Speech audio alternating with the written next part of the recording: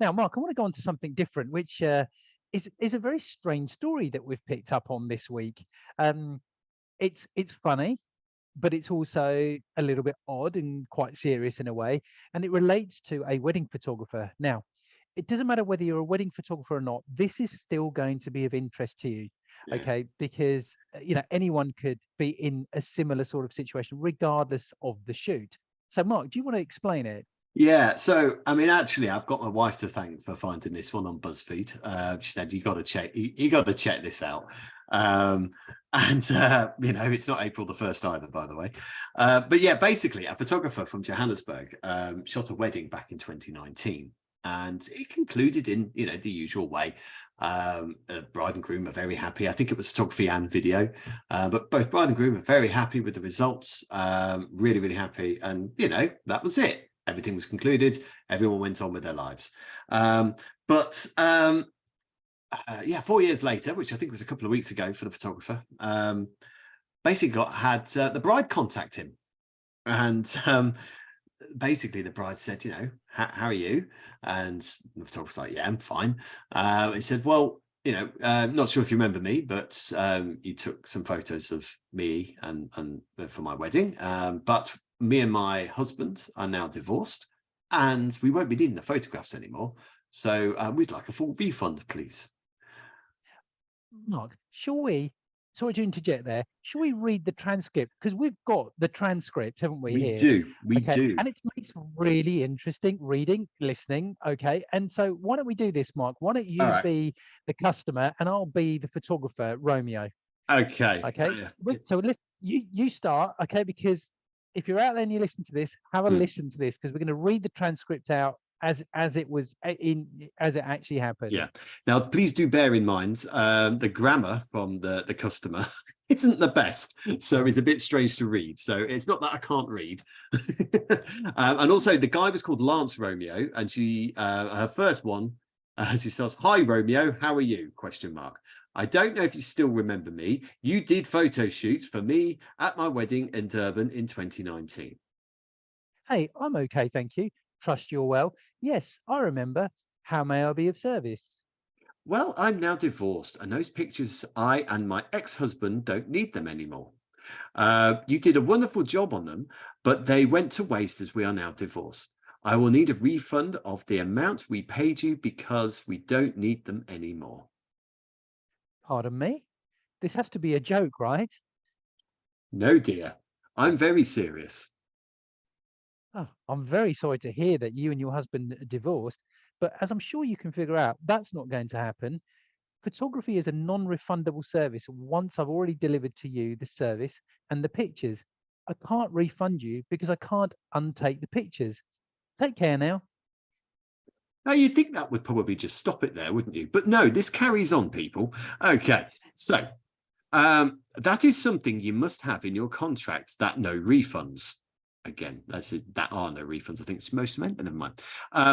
But you didn't. So I'm entitled to demand a refund as I am no longer in need of your pictures. I understand it's not your fault, but you are a business, and as such, you must be able to grant refunds. No, ma'am, you're not entitled to a refund. I would like to remain professional with you and just reassure you that you will not be getting a refund. It's bad enough you want a refund 4 years later. It's unfortunately embarrassing on your part. So there'll be no refund. Only thanks. Take care now. You will be hearing from my lawyer. I've forwarded him everything. Sharp. Lol. I'm sure I'm still being pranked. There's no way. Look, I really sympathize with you on the divorce. I can imagine what you went through, but this is not the way to deal with it. Other than that, there's really nothing more I can do for you. Good morning, Romeo. It's fine. It's fine then. Let our lawyers deal with it. At least refund 70% of the money, and I can move on and heal from everything. Where are you? I'm in Joburg. Can we meet and discuss this issue way forward? Wow. She told me she wants the money you paid me back because you guys are now divorced and the pictures are useless now. Imagine. No, And I you're think talking. That's the yeah, and husband. I think the well, so what happened was the conversation changed a little bit because her You're husband got in missing a bit. touch, and I think Yeah, and I think I'm missing a little bit on here, and I Yeah, think he then got in touch and he apologized. he did. So He was and the embarrassed on photographer her thought, behalf, and but mm, also I think, which was also interesting, is the lawyer did actually get in touch with Lance. It's Lance from Mayo Photography. This is so, yeah, and basically they both laughed about it, and the lawyer was like, "Look, you've got nothing to worry about. There is no case here." And then since then, I'm pretty sure I read on his Twitter that she wanted to, like that the same refund lady wanted to hire Lance again for divorce photos. goodness me. And Right. Lance, I think, very politely told her to jog on. But I mean, so the one thing that did actually come out of it, and something that he did actually say, was that, and even in a conversation when she tried to hire him again, was that he's actually now changed his contract to say that if you were to get divorced, there are no refunds. And it just goes to show, really, how, as ridiculous as that all sounded, it could have gone the other way, because by law, technically, I don't know. I mean, is that in your contract, Cam? It just, the whole story is just odd. Mm, Yes, every contract, every photographer should have a contract to protect themselves and also to protect the customer as well.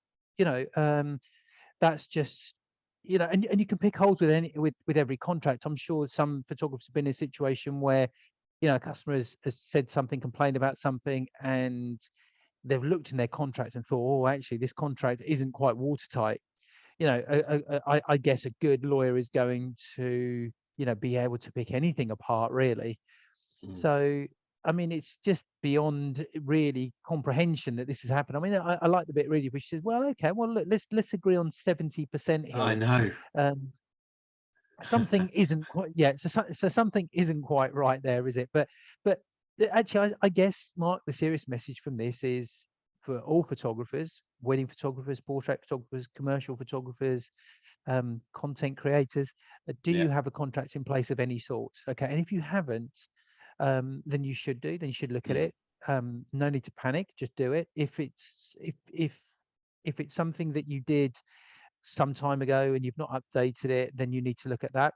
I'm sure most people probably did something because of COVID. They put something in their terms and conditions over COVID, and I bet you a lot of people did actually review their whole terms and conditions with that. mm, And in actual fact, if you now go back to your contract, it might be out of date because of COVID.